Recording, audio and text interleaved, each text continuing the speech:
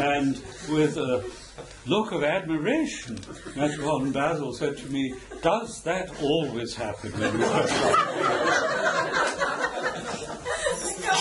I come back.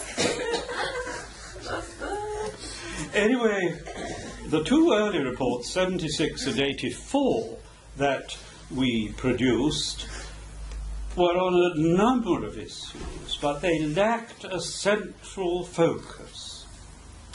Then for 17 years, 1989 to 2006, when I was not personally involved, they worked on the doctrine of the Church, and they then produced a solid report of over 100 pages called The Church of the Triune God.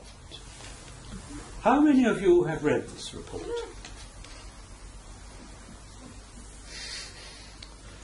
I always ask people that when I'm asked to talk on this. The most I've ever had out of an audience of about 50 was 2 people. But here none of you have read it. And that illustrates an important point to which I will return in a moment. Anyway, we decided to resume our discussions after the appearance of this report. We have had a meeting, and this is while I've been chairman, on the Orthodox side at Crete in 2009. Very exhausting because of Cretan hospitality.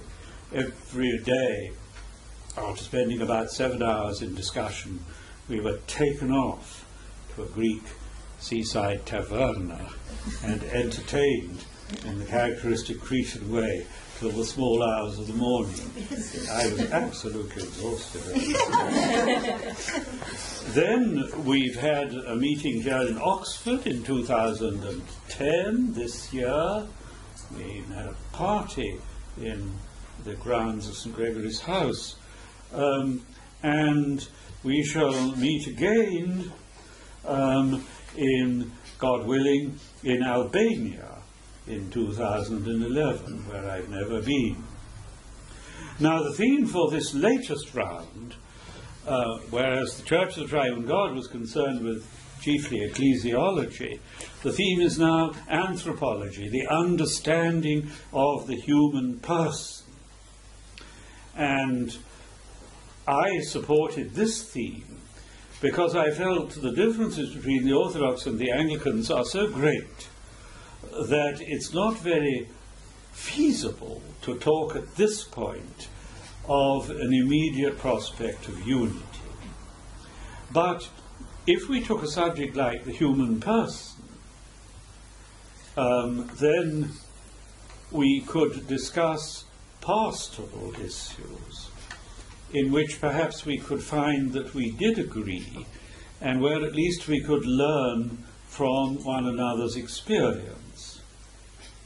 I would correct what I just said by saying that there are many high church Anglicans who in fact hold almost completely the Orthodox faith. But the difficulty is that they only represent one section within Anglicanism. I'm thinking of people like the late Archbishop Michael Ramsey, for example, who was, in my view, very orthodox, or someone such as Canon Donald Alchin, known to some of you, who's now very ill, probably hasn't much longer to live. He's in hospital here in Oxford. And but then, of course, there are other Anglicans in the evangelical party who have very different views about the sacraments and the communion of saints. And then there are also liberal Anglicans who would doubt the virgin birth of Christ, or his Godhead, or his bodily resurrection.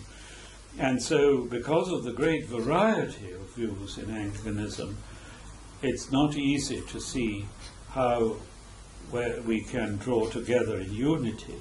But we can at least talk together and learn about one another's experience.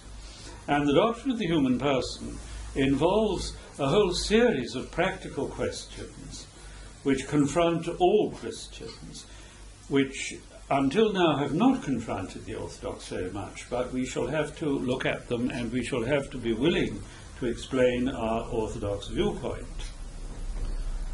For example, arising out of our understanding of the human person, there are questions of bioethics, stem cell research, experimentation with the fetus, questions like assisted suicide. Just how far can you go to help people? And we Orthodox perhaps might be clear about our views on these points, but can we defend them and explain them? Very often we can't. We've not had very wide experience in discussing these issues. And the Anglicans have had wide experience. And some of them will agree with us, some will not. But at least we can learn from their experience. Again, another issue that arises here is homosexuality. And in the modern world, it is not enough to say this is not a Christian lifestyle. We have got to say why not. We've got to explain our position. And we Orthodox have not had much experience in doing that. For the Anglicans, it's much more directly involved. They've been much more directly involved. I also think the question of women priests and women bishops is basically a question of our understanding of human nature. Is there a profound difference between men and women within the human race, such that women cannot be priests? Or I was very disappointed in the debate about all this in the 1990s, that it never seemed to get to the heart of the matter. Of course, there's also ecology, Christian responsibility for the physical environment. That's likely to prove less controversial than some of these other topics. So far we haven't got very far discussing these particular issues, because we wanted to try and reach an agreed position on human nature in general. What does it mean to be a human person in the image and likeness of God? But we shall very soon be moving on to these more practical issues. So that, I hope, gives you some idea of what's going on. The danger is that when you have groups of delegates meeting, they may carry on their conversations in a vacuum. And these discussions may have very little effect on the Christian people at large, who really will know very little about what's going on. Here we have this evening a select, elite group of highly intelligent people, yet none of you have read this document. It shows that our work is actually very little known and understood. This was a problem at the time of the Council of Florence. The Greek bishops all signed the union with Rome, with the one exception of St. Mark of Ephesus, Marcus Evgenikos. And I think the Greeks felt they were out-argued, but they were not inwardly convinced. But it had gone on for such a long time, 16 months. They longed to get home. And I think they reached the point of saying, well, let's sign. Let's end this discussion. Have not many of us been present at committee meetings, which go on and on? And after about 4 hours, you feel, I can't bear this any longer. Let's just agree and go home. And I want my tea. Well, I think that the delegates at the Council of Florence got into that state after 16 months.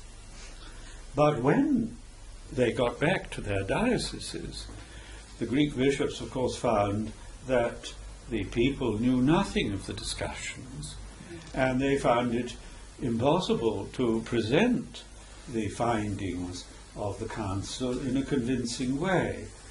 Now, this is the danger, that groups of theologians or specialists will have friendly discussions with a large degree of mutual understanding, but the danger is that they will become a bit isolated from their people.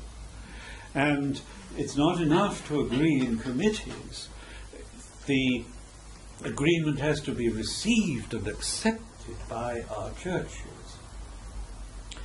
And I would say of both these dialogues that they are carried on in a friendly, quite cordial spirit, usually with good hospitality. That helps. Plenty of bottles. But we have learned to talk to one another, but we haven't learned to talk to our churches. So there's a big task to make these dialogues more widely understood, to share our findings with one another. Thank you.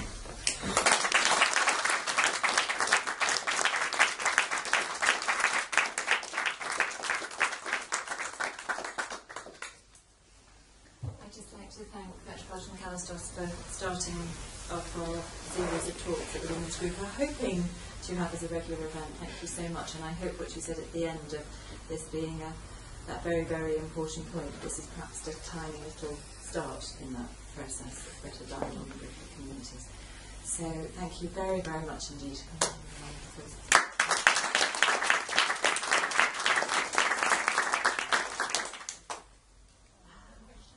Yes, Bishop, would you have time for some questions? If there are some questions, yes. Anastasia. Just curious whether this, the present Pope of Rome,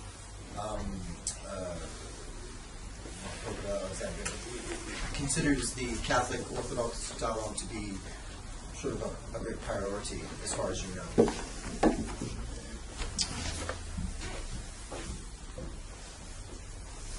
I can't really speak to that.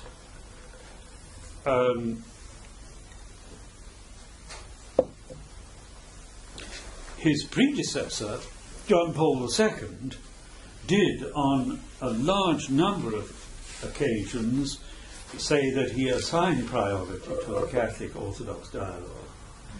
And I'm sure he was speaking with full sincerity.